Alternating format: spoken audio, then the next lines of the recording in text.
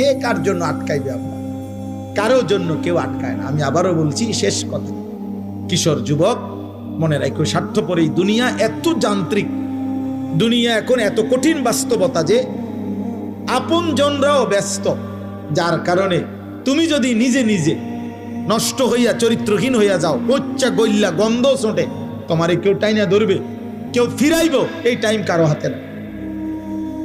আমার এই কথা এক ছেলে হলে বাস্তবতা বড় কঠিন এখন, কারণ মানুষের এখন উপার্জন দরকার বেশি। 10 টাকার পণ্য 1000 টাকা।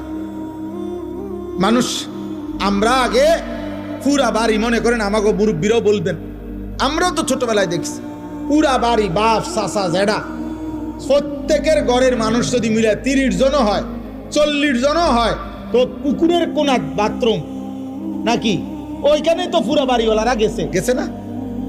তাহলে আগে তো